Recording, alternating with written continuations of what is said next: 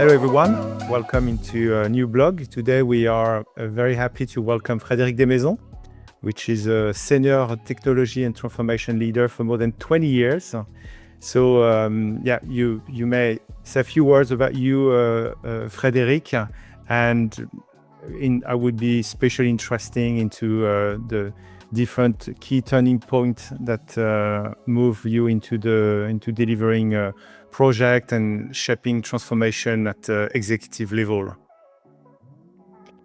Thanks, Pascal. I'm very happy to run this interview with you.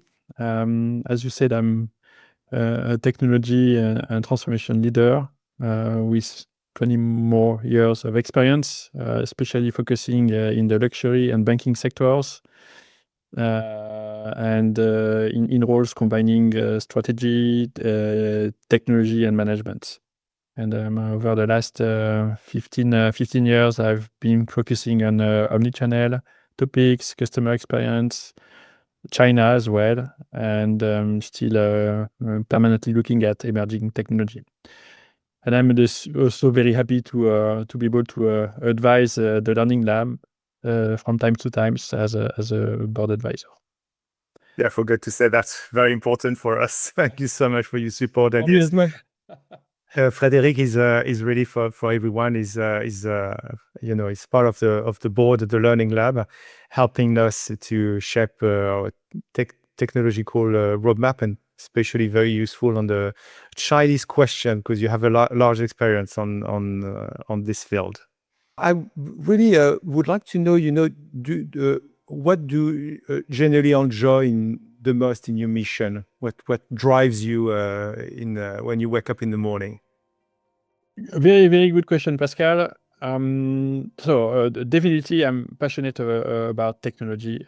So that's something that really makes me wake up in the morning to continue leveraging technology for helping organizations to delight their clients, especially. And that's clearly something that I love doing. And I also cherish the teamwork. I love working as one team with my colleagues, peers, or people part of the team I'm leading. And I really focus on making the people work together and reach success all together.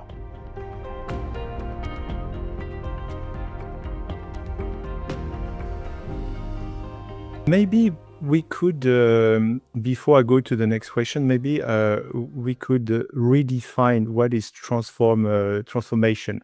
What does it mean? What does it impact? That maybe we could start with that, and then after, to continue this question, I would like to know, what is your winning approach to make transformation impactful? Transformation in my field or in our field, being at the intersection of retail and technology, is happening every day. That's linked to the pace of innovation, of new players, major SaaS solution from all over the world, and that triggers new ideas for competitors and new needs from customers. So transformation is a permanent process that we are experiencing on a daily basis in this retail and luxury industry, but also I see that happening in other sectors like banking. I don't have a magic answer for making sure that the transformation will succeed. What I've seen in my career and from my experience, and also from a few books that I've read, is that when you initiate a change, it has to serve a real purpose. And when I mean a purpose, it's a purpose that serves both the organization and its customers.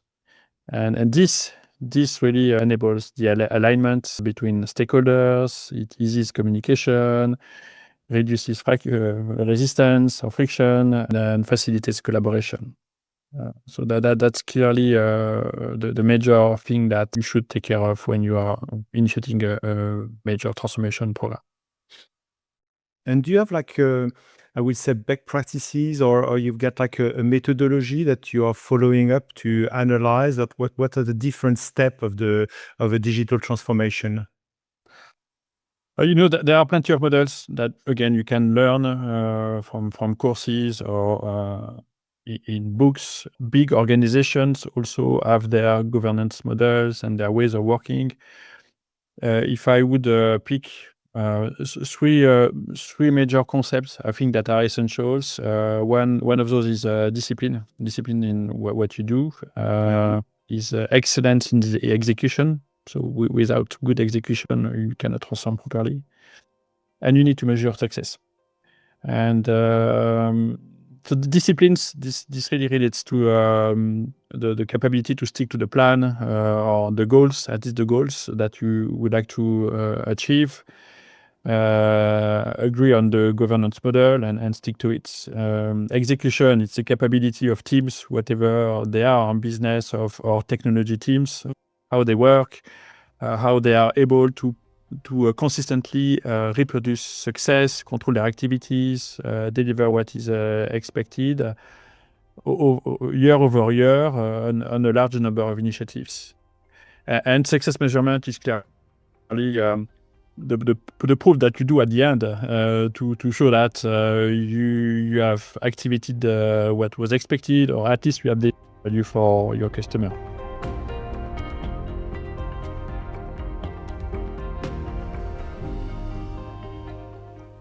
Do you see today we have like everyone is talking a lot about AI and how AI is transforming the world.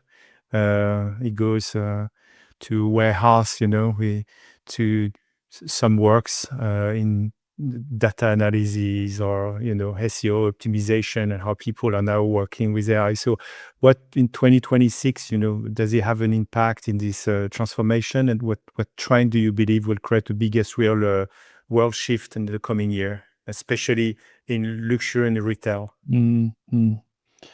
So first of all, I don't think AI belongs to any function. This is or nor a channel or a department. So this is really something that has to be embedded in the corporate strategy as one new capability to build new products, new services, and address new customer needs. A very basic framework for using AI is to decide what you keep for yourself, as like you would decide on some topics or some activities. You would do it yourself without AI. Some topics where you would team up with an AI, and then some others where you would totally delegate the task to AI. In the luxury and retail domain currently, what I've seen as real life products leveraging or services leveraging AI are linked to, of course, the customer life cycle. There are plenty of initiatives targeting efficiency for the company and also personalized experiences for the customers.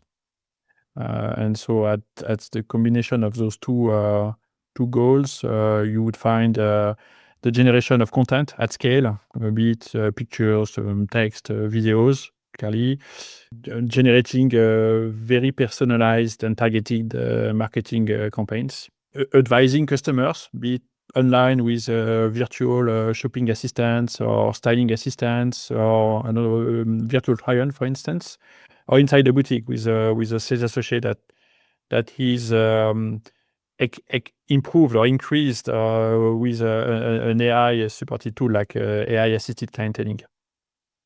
In China, it's worth noting that we see now end-to-end customer journeys supported with AI. So you can, through your preferred chat tool, talk to an AI and complete the full journey, including the payment. So this is happening. Oh.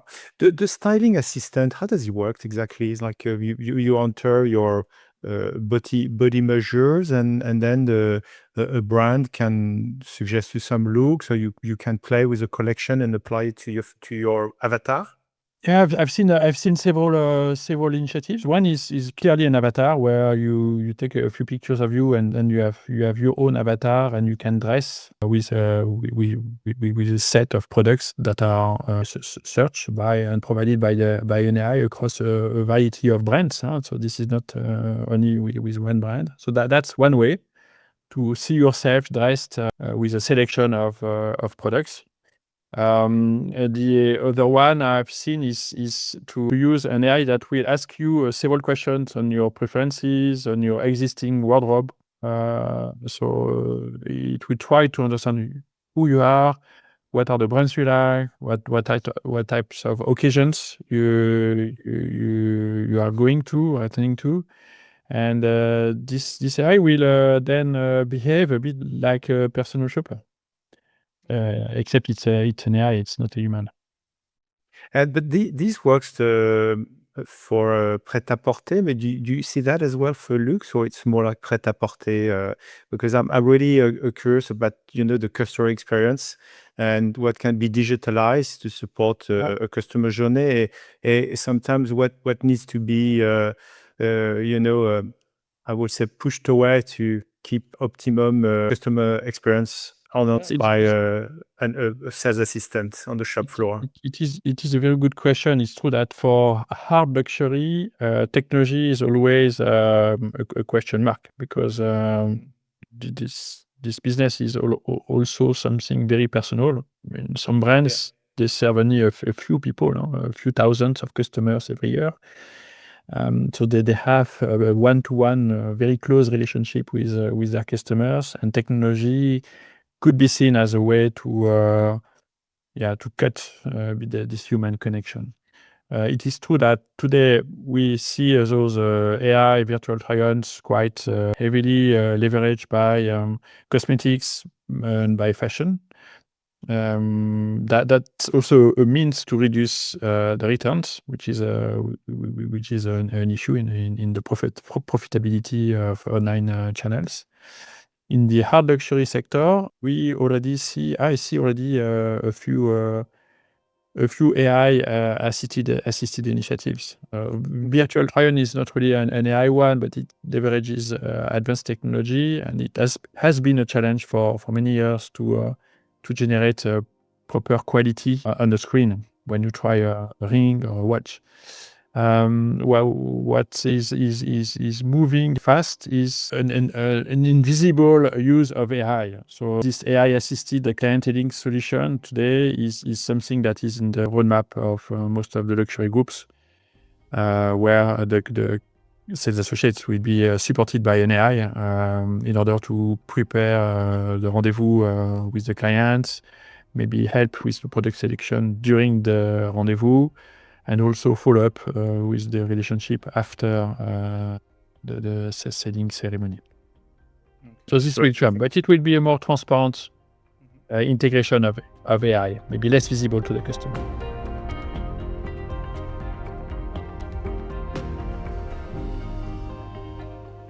Interesting. Yeah, less visible for the customer. Yeah, that's interesting. I would love to go back to your experience and to helping organization to develop in China.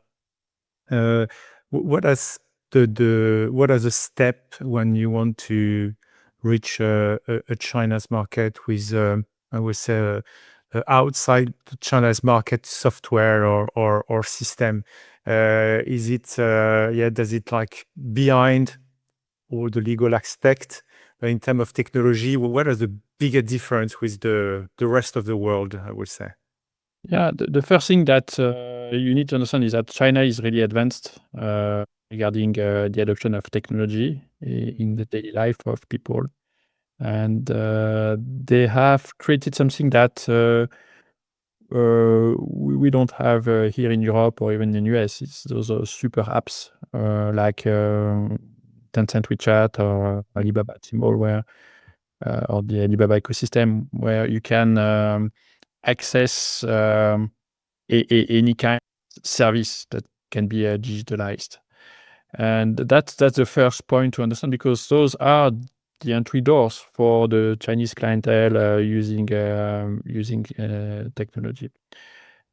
So that means first that you need to master those channels in a way. And for that, it's really challenging to do this without working with Chinese tech agencies. China also is really advanced in protecting personal data. So Right. they have also issued a law, a regulation a few years ago, and that we could compare with GDPR in Europe, but it's a bit different. And this also triggers the need of hosting most of your solutions in China mainland as soon as you manipulate personal data, which is the case when you run a B2C business, or even when you run a business targeting the organizations, because employee data are also personal data. So that's the legal part of things, and then of course it's anyway reasonable to go and find local partners in order to benefit from their skills. You will find very skilled people. The tech side, for instance, they work very fast. They work in a different way than us. You also need to understand how to interact with your colleagues or partners in China. So that's also another lesson that you need to learn very clearly. I mean, I have to say that we're currently working with like some prestigious brand acting in China. It's a different experience, but it's a very enjoyable experience. And how do you see the role of transformation leader evolving over the next few years for you? What are, I will say, the direction you would like to evolve, or you see that the market make you needed to investigate, in some technology or different way of working? I believe that transformation will continue to happen. Innovation will continue to occur as well. So there will be a need for people who are able to understand those changes, implement the changes, make sure that teams can be successful in those initiatives. And of course, transformation agents will also need to embrace AI and understand how they can leverage generative AI to have a bigger impact, improve their capabilities, and maybe find other ways to implement change in some cases. All right. Thank you very much, Frédéric. It was really interesting. Thank you for this moment. It was a pleasure. And for everyone else, we see each other very soon with a new vlog at the Learning Lab. Thank you. Thank you, Pascal.